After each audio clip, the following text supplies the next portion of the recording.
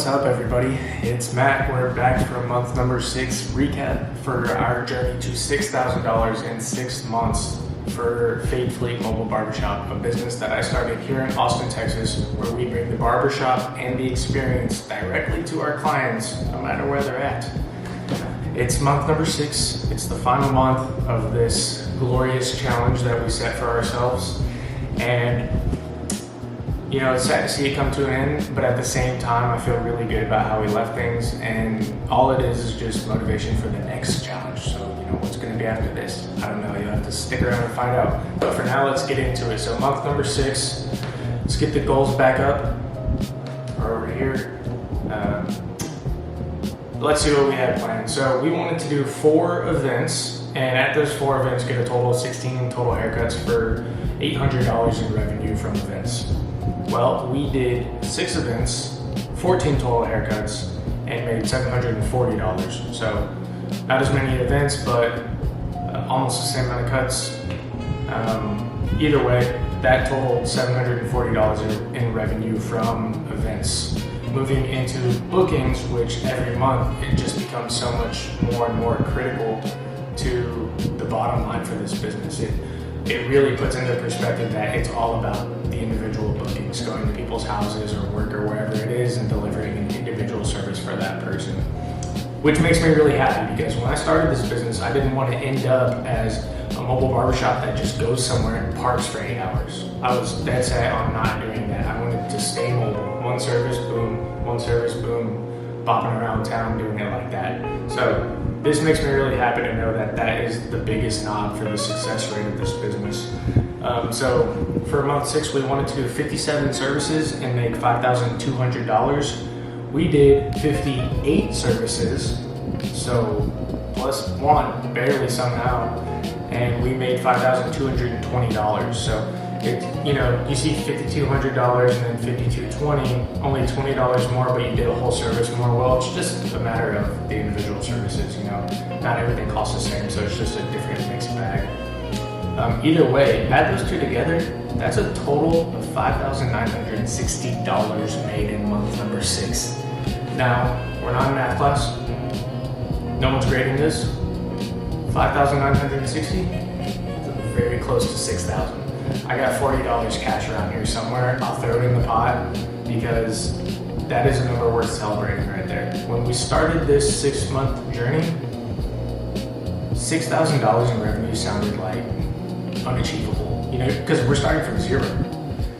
And just to see it kind of come to life and see that we actually can grow a business from nothing to something in 6 months has been such a revelation, so eye-opening for us, and I couldn't be more proud. We faced so many different situations, things that we thought this would be the bread and butter, and it turns out this is.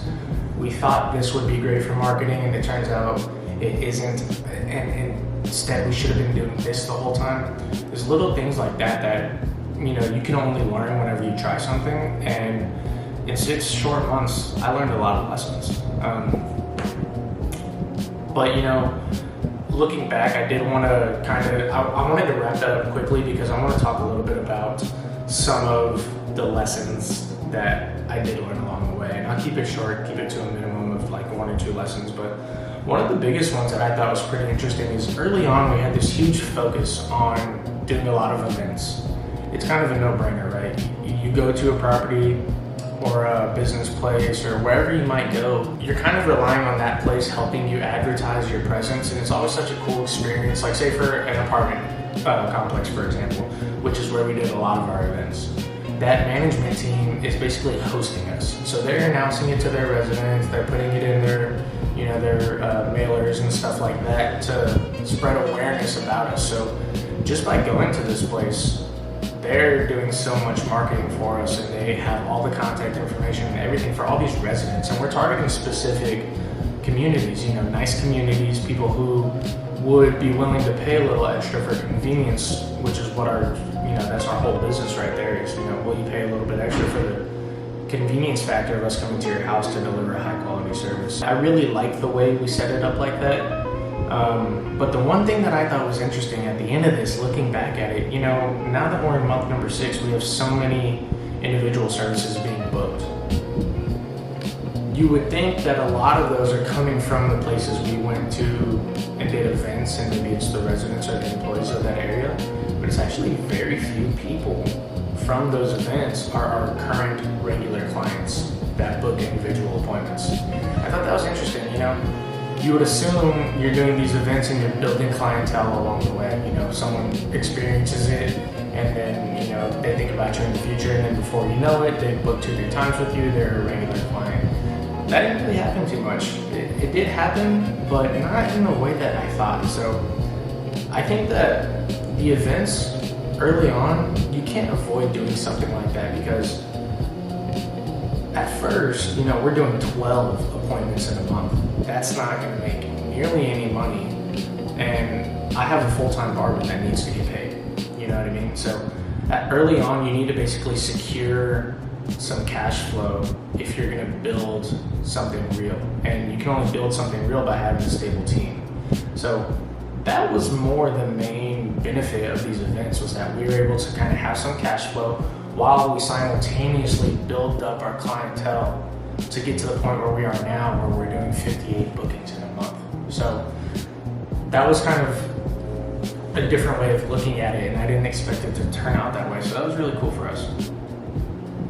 The other big lesson that I learned in this 6-month period is that Google and Instagram were pretty much the bread and butter when it came to people discovering us outside of seeing our truck or experiencing the truck at an event or at a random location or pop-up shop or whatever it was. We put a lot of money into different social media platforms to run ads or send out mailers or do all sorts of different things. And what we learned was that, well, first of all, what you got to do is add something to your booking form that asks where people have heard of you. So at first we didn't have that, and I was really relying on my barber to figure that out during the conversation of the service, and then he would just text me and I would keep like an Excel sheet.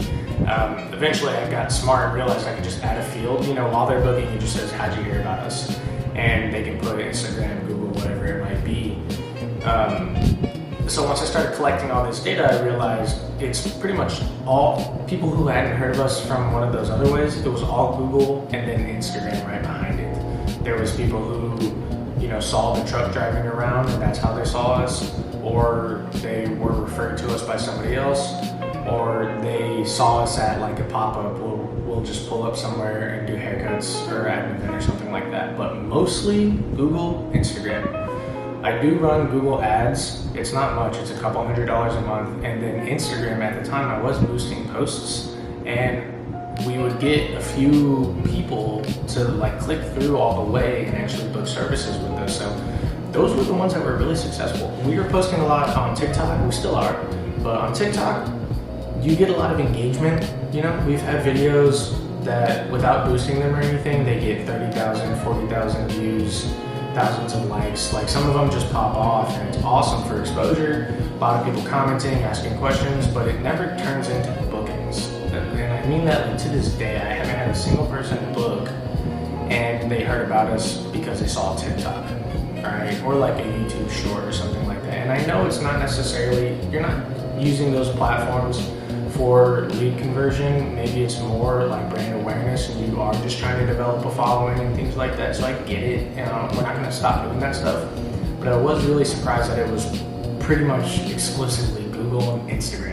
So what that means is, if I want to acquire more clients, then I know exactly where to load my funds up. I can just like increase my Google ad spend, or I can start boosting more posts on Instagram, which is super valuable for me. Our next steps, we hit $6,000, that's great, but our next steps is the next number. And what knobs do I have? What money can I spend wisely and efficiently in order to best increase our chances of doing those things? We did do a direct mailer campaign as well, which I can talk about more in another video, but that was really cool. That was a lot of fun because we make the flyers, we went to the store, we picked a location in town we wanted these flyers stand up in, and doing it all was a really exciting process. It did cost a pretty penny, but we ended up getting a handful of clients booking from there, and some of those people are like return client, they're regular clients now. So that was also a marketing approach that we took that paid off as well. But for the easiest, more, I guess, modern approaches to marketing, Google Ads and Instagram was the way to go. So those are some of the things that I've learned over the past 6 months that, you know, if I could go back with that power and that knowledge, you know, we might be a little bit further ahead. But again, looking at these numbers, there's nothing to be disappointed about. I mean, we hit our goal pretty much. And this is really motivating because now I know that I can set the next goal, and if I follow a similar structure and do the right things and respond to the right things, then we can achieve that too. So now that we've achieved our 6-month goal of making $6,000 in monthly revenue, it's about making sure we can keep that going. You know, you don't want 6 months to just be the pop because you were really trying hard for the series to make it hit on month number 6. We want to make sure that this is a stable, reliable sort of number, and then we want to build on it even more. So first of all, thank you guys so much for watching. This has been a journey, and it's really just getting started. You know, in the beginning of the 6 months, it felt like really in the thick of it, but now as the business matures and we kind of see what its final form looks like, now it's grind time, and the numbers really indicate that there's a lot of upside here. And over the next couple, you know, weeks, I'm gonna just continue to dissect our trends and see where we can go, and then create a new challenge for us, because I'm a very challenge and goal-driven person. So I like to put a number on the wall and then chase it, you know what I mean? So that's what's gonna come next for us. I also want to do some other videos that kind of talk about maybe some marketing strategies or some client-focused videos that show different sides of the business besides just the numbers. There's certain things that we've done and haven't done and learned a lot of lessons, and I think it's valuable information. So I'm gonna make those for sure, and I'll post those, you know, as I can. But the main thing for us now is 6 months is in. We did what we wanted to do. What's the next 6 months gonna look like? That's always the question. So thank you guys so much for watching, and make sure you're following, because the next stuff that we put out is gonna be really good. See you later.